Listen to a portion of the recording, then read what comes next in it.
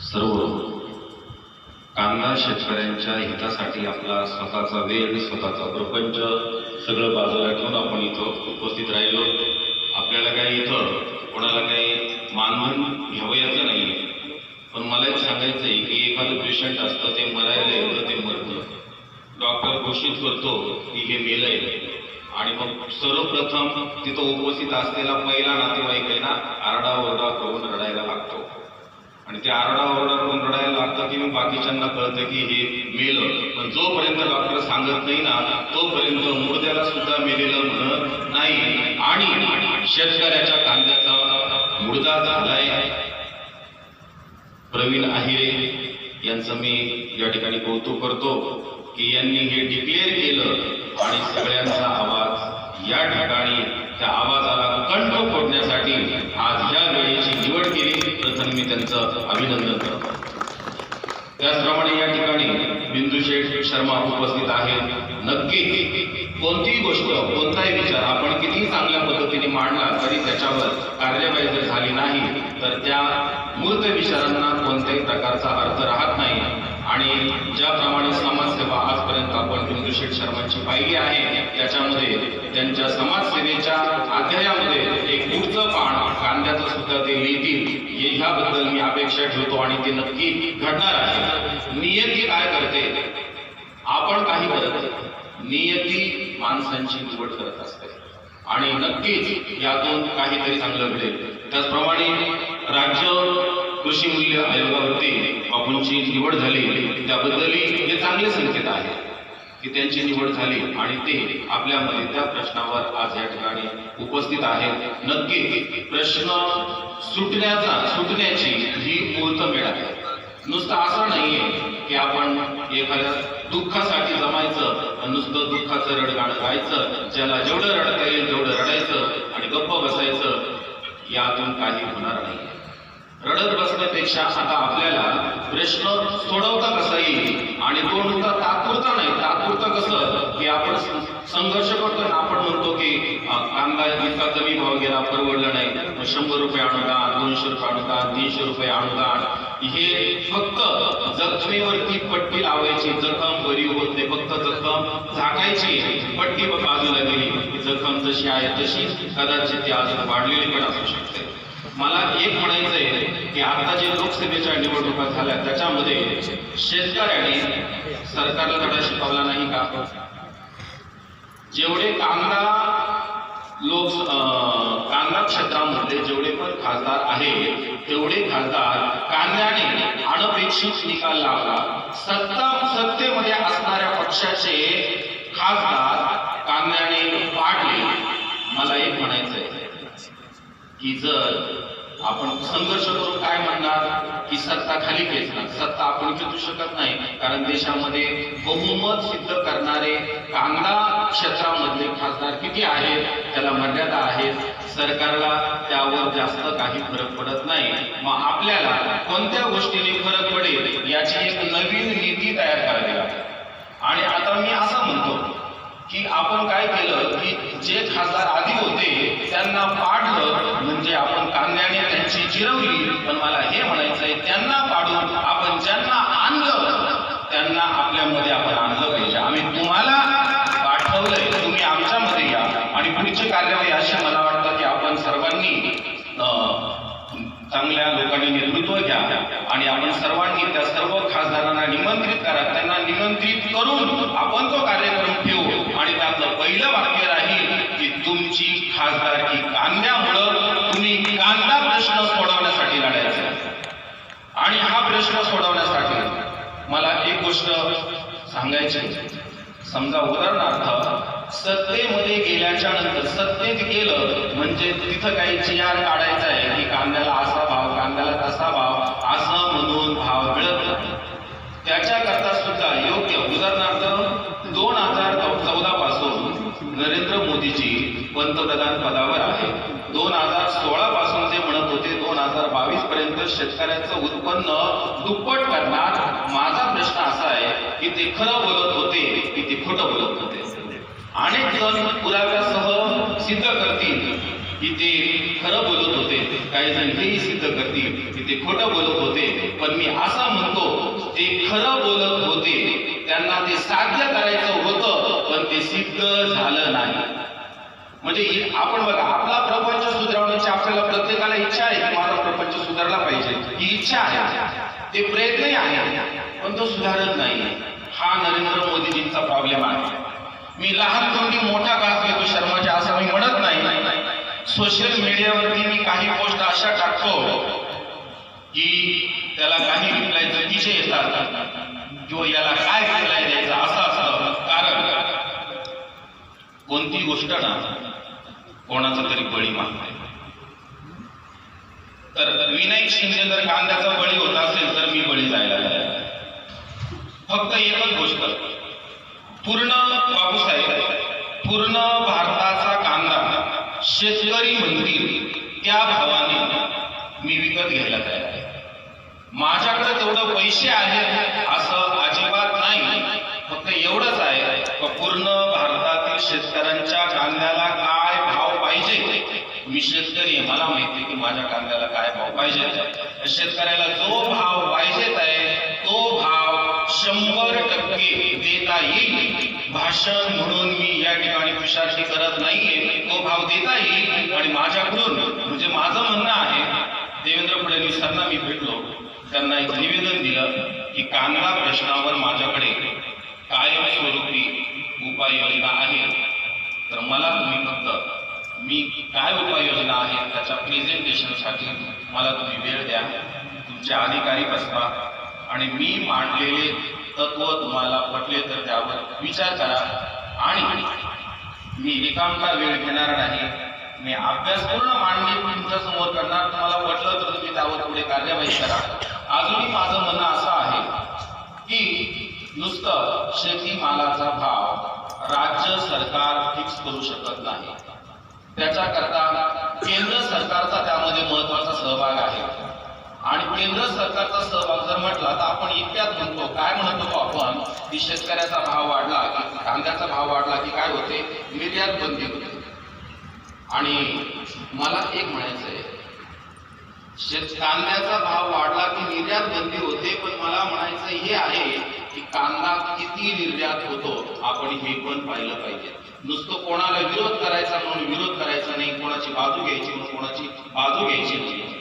भारताचं उत्पादन आता सरासरी 300 लाख मेट्रिक टन आहे. तुम्ही या गोष्टीचा हिशोब करा. असं समजा की आपण एवढे बसतोत ना, आपण सगळे संसदेमधले खासदार आहोत आणि आपल्याला आज निर्णय करायचा आहे, ह्या तत्वाने तुम्ही विचार करा. असं समजा की भारतामध्ये 300 लाख मेट्रिक टन कांदा पिकलाय. जबाबदारी आता आपल्यावर आहे भाव देण्याची. आपण पहिल्यांदा हा विचार करू की भारताला घरात कांदा किती लागतोय. भारताला कांदा लागतोय फक्त 170 ते 75 लाख मेट्रिक टन. पूर्ण देशाला आपण 250 लाख मेट्रिक टन पकडला. आता विचार जर केला तर 300 मधला किती शिल्लक राहिला, 125 लाख मेट्रिक टन. आपल्याकडून एकूण 14 देश आहे की जे भारताकडून कांदा विकत घेतात. त्यांना लागणारा पूर्ण कांदा ते भारताकडून घेत नाही. कारण इतर देशही कांदा निर्यात करतात, काही त्यांच्याकडून घेतात, काही भारताकडून घेतात. एवढंच नाही, काही ते स्वतः पण लागवड करतात.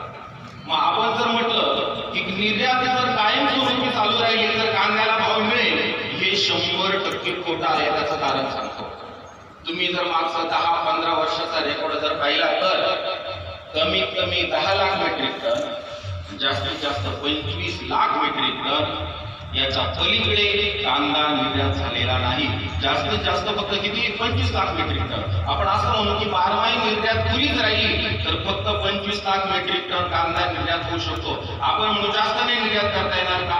अहो, शेजारच्या देशांना जेवढा लागतो त्यांच्या पोटाला लागेल त्याच्यापेक्षा जास्त कसं काय घेणार ते.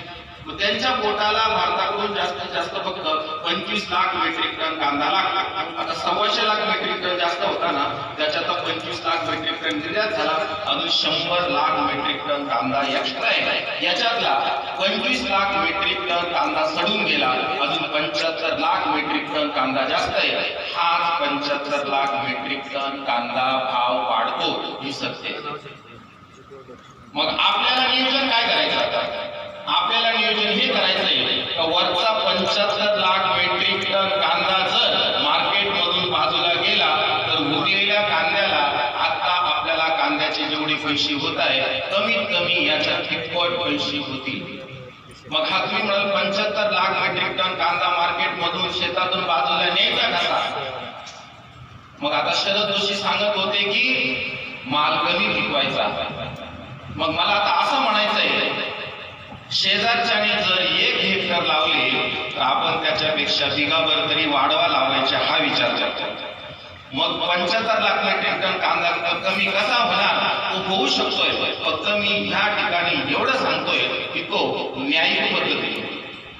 आता इथं सविस्तर त्यातलं काय मांडायचं ही वेळ नाही, पण मी ग्वाही देतो की ही जी ठिणगी पेटली आहे ना ह्या ठिणगीचा भडका झाला पाहिजे आणि तो दिल्लीतून दिसला पाहिजे. आणि कांदा शेतकरी आपण नेहमी बोलतो. आता मी जो विषय बोलत होतो की कोणी किती कांदा लावावा काय, आणि सरकार पण नियोजन करतंय पीक नियोजन, कोणत्या क्षेत्रात किती कोणाला कोणी किती पीक लावायचं काय करायचं. पण हा विषय आहे ना गेल्या 15 वर्षापासून चाललाय, फक्त तो विशेष राहिलाय, प्रॅक्टिकली त्यावर पुढे काय.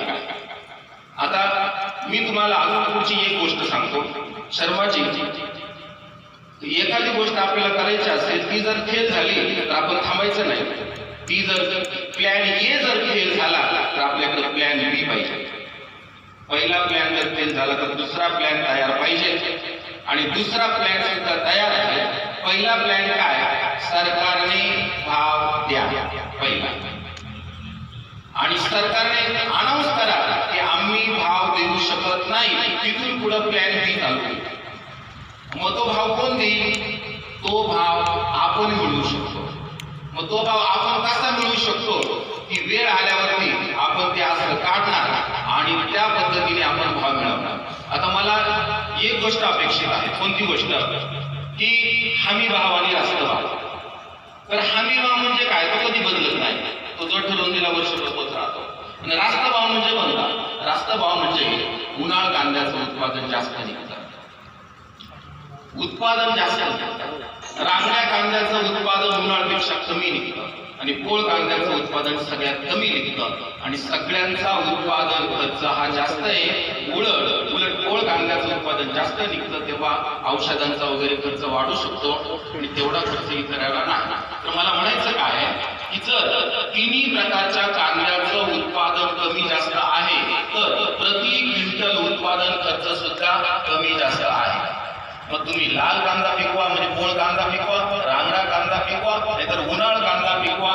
तुम्ही 1 एकर कांदा लावला तो 1 एकर उन्हाळ असो, तो 1 एकर लाल असो, म्हणजे तो 1 एकर रांगडा असो, नाहीतर 1 एकर पोळ असो, तुम्हाला त्या एकरावर कांद्याचा खर्च जाऊन जेवढा नफा शिल्लक राहील ना तो भारतातल्या कोणत्याही कांदा उत्पादक शेतकऱ्याला तो नफा एका पद्धतीने शिल्लक राहील आणि राहू शकतो. भलेही पोळ कांद्याचं एखाद्याचं उत्पादन समजा एकरी फक्त 25-30 क्विंटल निघाला असेल, रांगड्या कांद्याचं एकरी 50-60 क्विंटल निघाला असेल, आणि उन्हाळ कांद्याचं उत्पादन आहे ते जर एकरी असं समजा की 150 क्विंटल निघाला असेल, तरी प्रत्येक उत्पादकाला सारख्याच प्रमाणात नफा शिल्लक राहील. हा रास्त भाव आहे, हा रास्त भाव आहे. आणि हा रास्त भाव मागच्या 10 ते 15 वर्षाचा स्टॅटिस्टिकल डाटा मी स्टडी केला तर त्याच्यामध्ये आढळलं की उन्हाळ कांदा साधारणतः फेब्रुवारी मध्य मार्च या दरम्यान कांदा मार्केटमध्ये येतो.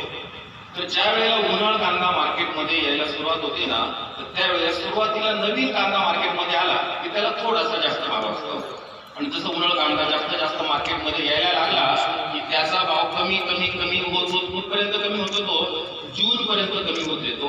जून पासून पुढे जून जुलै कदाचित स्टेबल राहतो किंवा वाढत जातो, आणि तेव्हापर्यंत तो वाढत जातो साधारणतः असा समजा का नवीन माल मार्केटमध्ये येईपर्यंत. पण नवीन माल मार्केटमध्ये पूर्वी महाराष्ट्रातूनच येत होता, आता कर्नाटकातूनही यायला लागला. आता आपलं गणित आपण दुरुस्त केलं तरी ते आपलं गणित बिघडवत आहे. हे गणित पण आपल्याला दुरुस्त करता येऊ शकतं. आता याच्यामध्ये समजा आपण एक केलं की कांदा उत्पादन घेताना फेब्रुवारी पासून जून जुलै पर्यंत कदाचित जून पर्यंत मार्केट कमी होत जातं, जून पासून दिवाळी पर्यंत मार्केट कदाचित वाढत जातं किंवा स्टेबल राहतं. पण जे हायेस्ट मार्केट आहे ना ते मिळतं साधारणतः दिवाळीच्या आत बाहेर. आणि वर्षभराचा पूर्ण ग्राफ जर काढला तर पूर्ण वर्षात मागील 10-15 वर्षामध्ये दिवाळीच्या दरम्यानचं जे मार्केट आहे ना ऑक्टोबर नोव्हेंबर हे मार्केट हायेस्ट आणि लोवेस्ट मार्केट जर काढलं ना ते मार्केट एप्रिल मे हे वर्षभराचं 10-15 वर्षाचं लोवेस्ट मार्केट आहे. पण मला एक म्हणायचं आहे की ज्या शेतकऱ्याला अडचण असते त्याला कमी भावात पण कांदा विकावाच लागतो, भलेही खर्च वसूल नाही झाला तरी विकावा लागतो. आणि जो शेतकरी ज्याला अडचण नाहीये तो कांदा ठेवतो, कदाचित भाव सापडेपर्यंत सडला तरी तो ठेवतो.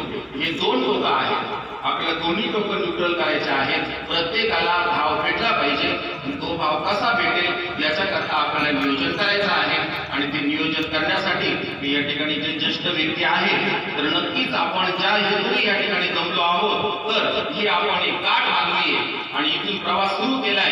आणि आपला इथून सुरू झालेला प्रवास कांद्याला रास्त भाव कायमस्वरूपी नुसतं वर्षाकरता 4 महिने करता 2 महिने करता नाही, जोपर्यंत कांदा शेतकरी कांदा पिकवत राहील तोपर्यंत त्याला एखादा शेतकरी असं पण हिशोब करू शकतो की मी आगामी पुढील 5 वर्षात किंवा 10 वर्षात एवढं कांदा उत्पादन घेऊ शकतो आणि मला एवढं आर्थिक उत्पन्न मिळू शकतं असा सुद्धा तो हिशोब करू शकेल. पण आता चाळीमध्ये माझ्या कांद्याला किती भाव मिळणार आहे, मला किती पैसे होणार आहे याची सुद्धा आपण स्वतःला गॅरंटी देऊ शकत नाही. तर ह्या पद्धतीने लॉंग टर्म साठी दीर्घ काळासाठी कांद्याचा प्रश्न हा सुटायला पाहिजे. कांद्याचा प्रश्न नक्की सुटेल. आणि आता आपल्याला सरकारपर्यंत प्रश्न मांडण्यासाठी बिंदू शेठ शर्मांना मी विनंती करण्याचं कारण नाही, ते स्वतःच इतकी समाजसेवा करतात की आपण प्रश्न सांगितल्यानंतर ते सोडवतील असं काही नाही. त्यांना जे प्रश्न दिसतात ना त्याच्यासाठी ते संघर्ष करतात. आणि बापूही त्या पद्धतीने आता त्यांची राज्य कृषी मूल्य आयोगावरती निवड झालेली आहे.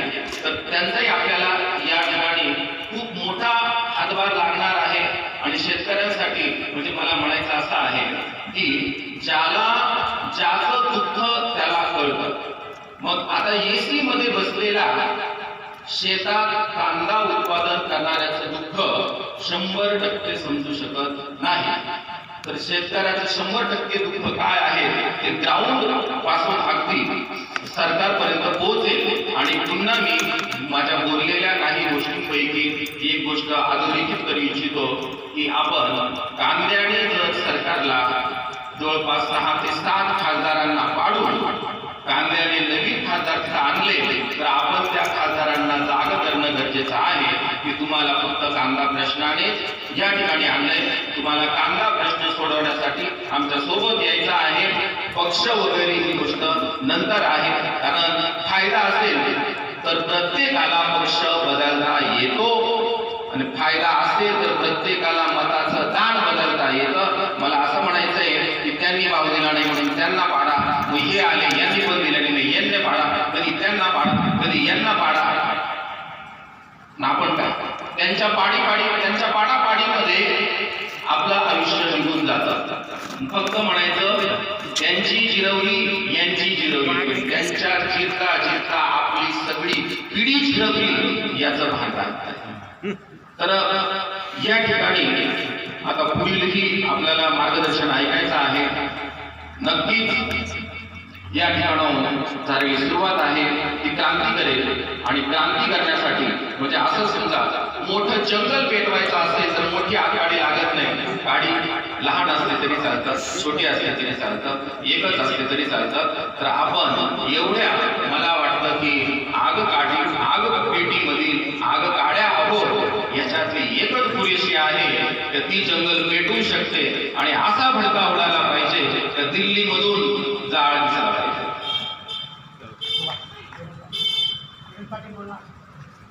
धन्यवाद.